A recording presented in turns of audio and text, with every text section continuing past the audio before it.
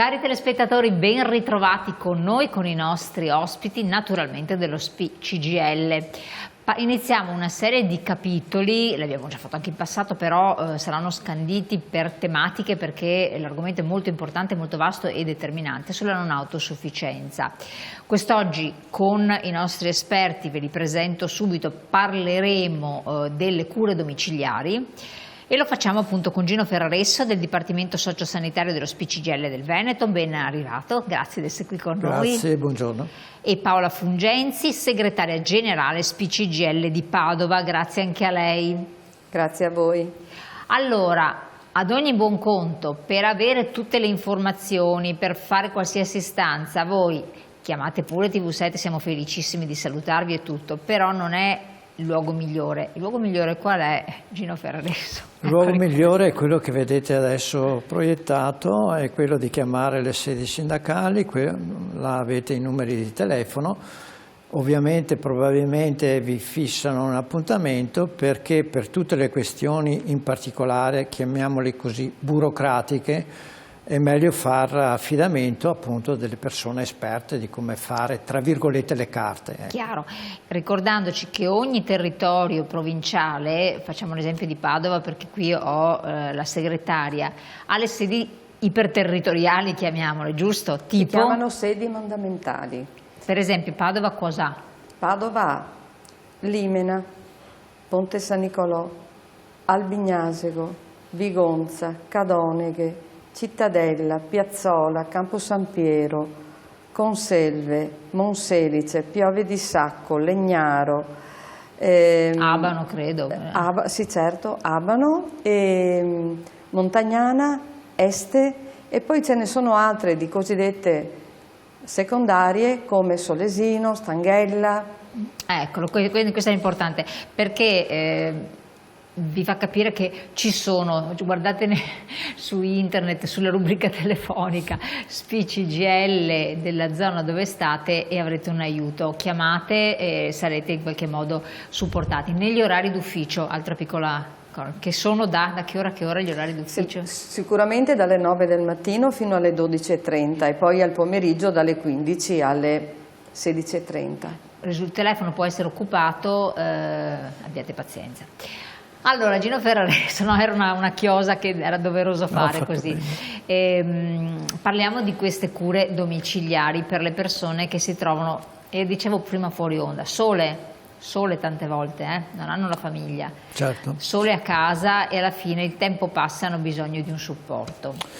Come diceva lei, Elena, noi oggi iniziamo un percorso, quello delle cure domiciliari per le persone non autosufficienti, ma possiamo anche parlare per le persone autosufficienti, magari sole.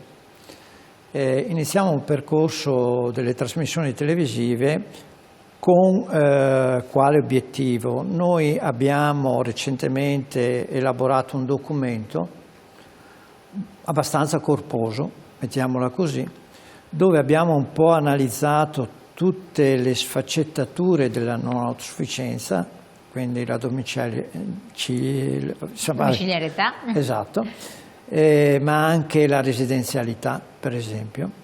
E dopo aver analizzato queste cose abbiamo anche tentato di vedere come si possono risolvere i problemi che i cittadini non autosufficienti ultra 65 anni si trovano ad affrontare.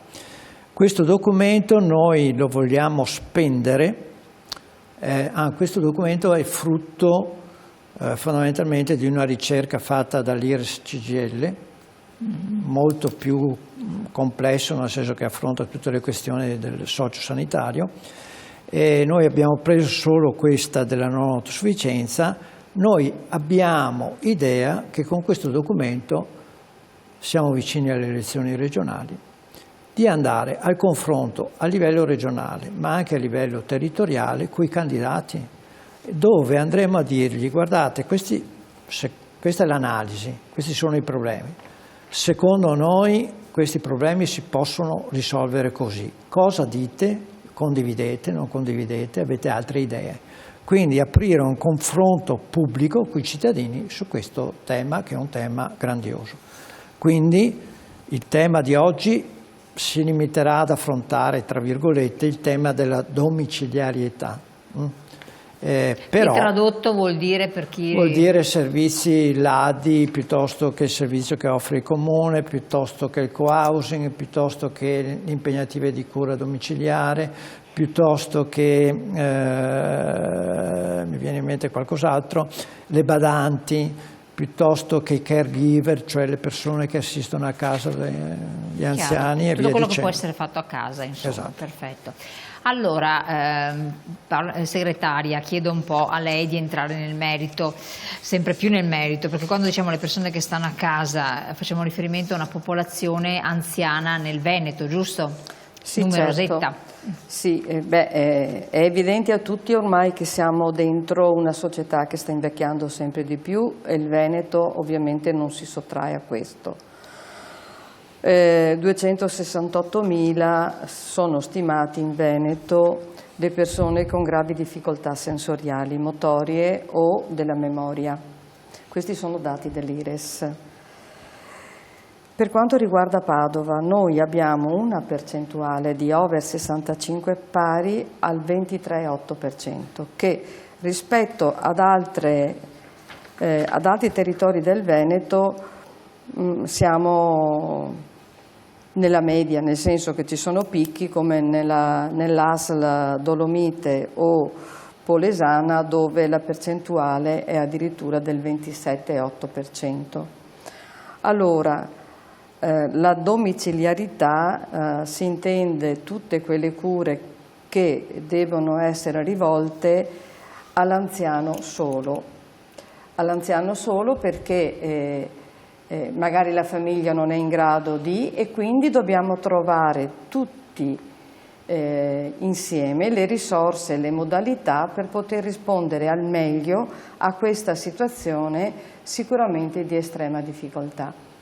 Gino citava prima tutta una serie di provvedimenti o di sistemi, e sul co-housing che si accennava prima, noi diciamo che dobbiamo promuovere e sostenere le esperienze di co-housing e delle politiche di riqualificazione anche delle abitazioni che devono essere messe nelle condizioni di poter rispondere ai nuovi bisogni della persona anziana sola che sta a casa, con delle case che erano state sicuramente progettate per finalità diverse. Per completare il discorso degli anziani, quelli non autosufficienti in Veneto sono cresciuti esponenzialmente, ma anche in Italia. Sì, è proprio un dato in crescita. Dal 2019 ne avevamo stimati in Italia 3.860.000, in Veneto 251.000, per arrivare adesso in Italia nel 2023, ultimo anno censito, a 4.027.000, e in Veneto da 2.51.000 siamo passati a 2.068.000. Infatti i numeri sono 1.000, perché uno dice 268 sono pochini, invece stiamo parlando di 268.000. La prossima volta mettiamo gli zeretti, perché così si capisce la portata dei numeri praticamente. L'ho aggiunto apposta. Ecco, brava. E quindi questi un po' sono i dati per renderci conto di che fenomeno stiamo parlando, che è un fenomeno molto molto impattante, molto urgente. Lei ha accennato al discorso del co-housing che deve essere mentalizzato in qualche modo, no? Sì, allora riprendo il ragionamento. Il co-housing noi sosteniamo che deve essere sperimentato, ma è proprio, come diceva lei, un passaggio anche culturale, perché tutti pensiamo di poter invecchiare nel nostro ambiente, tra le cose che conosciamo, nella nostra casa, possibilmente. Poi quando si possono ipotizzare soluzioni anche intermedie, perché è ancora in condizioni di buona salute, ma che però è solo, pensare a delle soluzioni alternative. Ecco, quello scarto, che è uno scarto proprio interiore, personale, non sempre viene in automatico, perché pensare di rivoluzionare la propria vita e dover andare ad abitare con altre persone, anche se in prossimità, ad esempio in mini appartamenti oppure in strutture dove hanno una serie di locali comuni e una serie di soluzioni personali, si fa molta fatica. Perché vuol dire lasciare casa propria. Vuol dire lasciare casa propria, i propri riferimenti, delle cose che ci hanno accompagnato per una vita, ma anche il proprio territorio, il proprio ambiente sociale, magari di quartiere.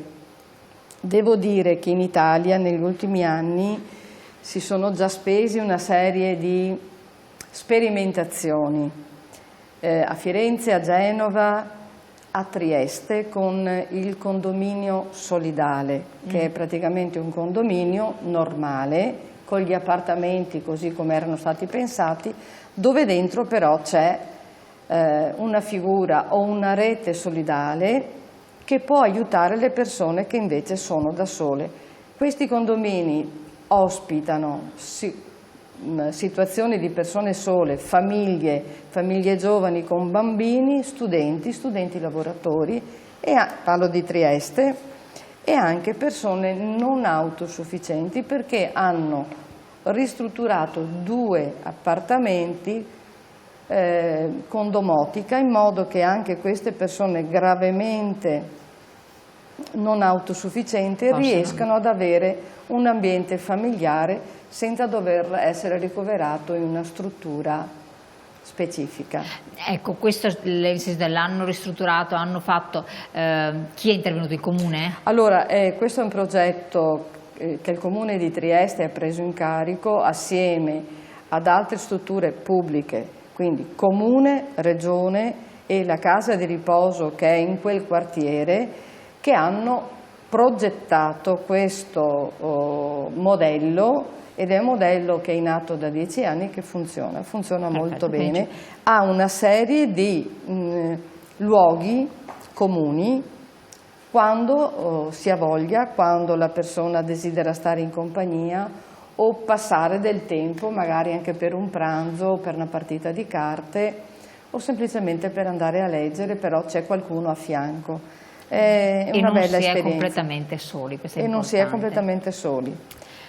Però hanno i propri riferimenti, il proprio appartamento, i propri mobili, hanno scelto proprio le cose che si sono portate via dalla precedente abitazione. Che magari non era comoda, poteva essere pericolosa, aveva tanti inconvenienti, oppure magari era un piano elevato senza ascensore, insomma. No, qua è tutto quanto appunto pensato a rispondere alle nuove esigenze, in questo senso. E collegato anche eventualmente con una copertura, diciamo, dal punto di vista sanitario, qualora ce ne fosse la necessità.